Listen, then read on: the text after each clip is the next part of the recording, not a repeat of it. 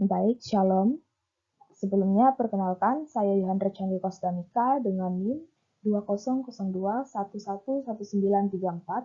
Saya berasal dari Prodi Pendidikan Agama Kristen semester 4 di Institut Agama Kristen Negeri Palangkaraya. Pada kesempatan ini, saya akan mempresentasikan hasil dari rangkuman yang telah saya buat terkait kode etik dan praktik guru. Langsung saja kita lihat. Di sini, guru memainkan peran penting yaitu sebagai garda terdepan dalam sistem pendidikan. Selain sebagai penyebar pengetahuan dan informasi, guru juga merupakan panutan bagi peserta didik selama menempuh bangku sekolah, di mana dalam hal ini, guru dipandang mampu menanamkan nilai-nilai dan adat istiadat dalam diri setiap peserta didik. Untuk menjadi tenaga pendidik yang profesional, maka dibutuhkan suatu pegangan atau pengetahuan yang mendalam mengenai kode etik yang harus dimiliki guru untuk menjadi tenaga pendidik yang profesional. Berdasarkan buku yang berjudul Teacher Code of Ethics and Practice, seperti yang terlihat pada gambar di samping, yang mana buku ini ditulis dan disusun oleh para profesional akademis dari Universitas Malta, bahwa di dalam buku ini terdapat beberapa kode etik dan praktik yang harus dimiliki oleh guru untuk menjadi seorang yang profesional, di mana kode etik ini menerapkan prinsip-prinsip utama mengenai perilaku dan praktik yang baik bagi guru di Malta dan Gozo,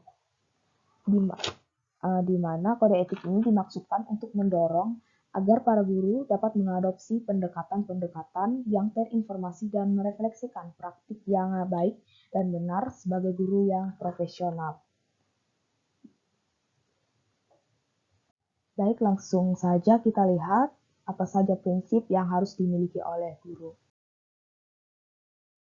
Ya, kita lihat pada prinsip yang pertama, yaitu menjaga kepercayaan dalam profesi, di mana prinsip ini didasarkan pada hubungan saling percaya dan saling menghormati antara guru dengan peserta didik, serta guru diharapkan dapat mengembangkan hubungan yang baik dengan orang tua atau wali peserta didik itu sendiri. Dalam hal menumbuhkan rasa saling percaya antara guru dan peserta didik, guru dituntut harus bisa menciptakan lingkungan belajar yang kondusif, serta melibatkan peserta didik dalam lingkungan yang inklusif dengan perspektif belajar sepanjang hayat. Seperti misalkan dalam penyampaian atau penyajian materi pembelajaran, seorang guru bisa mengaitkan materi pembelajaran tersebut dengan perspektif kehidupan nyata yang terjadi di lingkungan sekitar peserta didik itu sendiri, sehingga siswa dapat lebih mudah menangkap dan menyerap materi pembelajaran melalui pengalaman-pengalaman nyata yang mereka lihat, sehingga materi pembelajaran yang disampaikan itu dapat mereka tangkap serta dapat mereka ingat sepanjang hidup mereka ke depannya dalam menjalani proses pendidikan. Jadi selanjutnya pada prinsip yang kedua, yaitu menjaga hubungan profesional dengan siswa. Dalam hal ini, seorang pendidik yang profesional juga dituntut untuk dapat menjaga batasan-batasan profesional antara di dalam maupun di luar sekolah. Dalam hal menjaga hubungan profesional ini, seorang pendidik melakukan intervensi pastoral dengan siswa yang sesuai dengan profesi yang dimilikinya dan sesuai dengan pedoman manajemen perilaku yang telah ditetapkan oleh otoritas sekolah atau lembaga pendidikan yang terkait.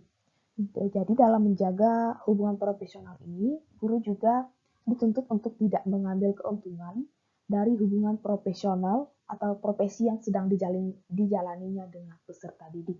Misalkan ada beberapa guru yang meminta jika peserta didik ingin melakukan perbaikan nilai, maka peserta didik itu harus memberikan suatu imbalan atas nilai yang diberikan atau memberikan materi pembelajaran di luar dari konteks sekolah dengan tujuan yang atau maksud yang lain seperti membeda-bedakan peserta didik itu sendiri. Baik, kita lanjut.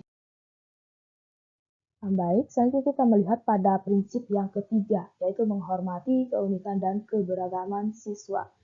Jadi terkait prinsip ini, guru dituntut untuk menjaga keadilan dan kesetaraan antara peserta didik tanpa memandang perbedaan, baik itu suku, ras, agama, maupun hal lain yang menjadi karakteristik atau ciri khas peserta didik, terutama dalam hal kemampuan penyerapan dan penerimaan materi pembelajaran. Hal ini dilakukan dengan tujuan untuk mencegah terjadinya diskriminasi, stereotip, maupun intimidasi di lingkungan sekolah. Guru dalam hal ini dapat memberikan kontribusi itu dengan menciptakan lingkungan belajar yang inklusif.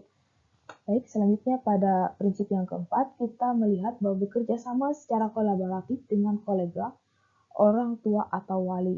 Jadi pada prinsip ini, guru dituntut untuk mampu bekerja sama secara kolegial dengan rekan kerja profesional lain dalam tim multidisiplin.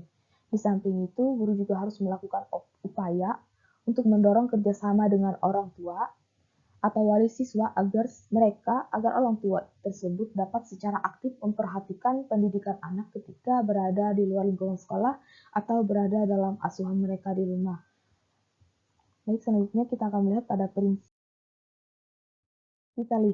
prinsip yang kelima, yaitu bertindak dengan kejujuran.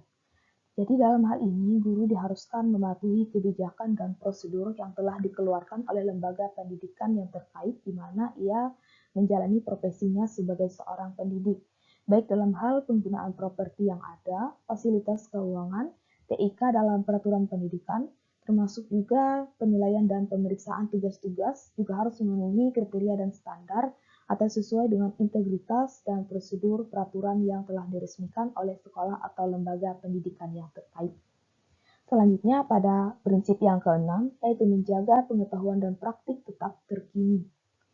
Untuk menjadi seorang tenaga pendidik yang profesional, seorang guru juga dituntut untuk tetap mempertahankan dan mengupgrade ilmu pengetahuan serta keterampilannya sepanjang profesi yang dijalaninya sebagai tenaga pendidik, terutama terkait dengan pedoman serta praktik dan cara penyajian materi seperti pengelolaan kelas, perencanaan, bahkan sampai pada penilaian dan pelaporan.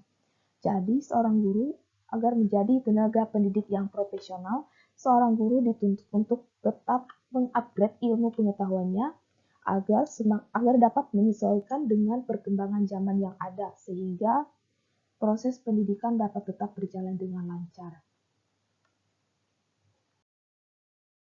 Baik, sekian materi yang dapat saya sampaikan terkait kode etik dan praktik guru. Semoga materi ini dapat menambah wawasan dan pengetahuan kita untuk bagaimana caranya untuk menjadi tenaga pendidik yang profesional, terutama bagi kita calon tenaga pendidik. Semoga dengan materi ini dapat menambah wawasan dan menjadi bekal kita untuk kedepannya, sehingga kita dapat menerapkan prinsip-prinsip yang telah dijelaskan oleh para ahli akademisi dari Universitas di Malta, sehingga tujuan dari sistem pendidikan dapat terlaksana dengan baik.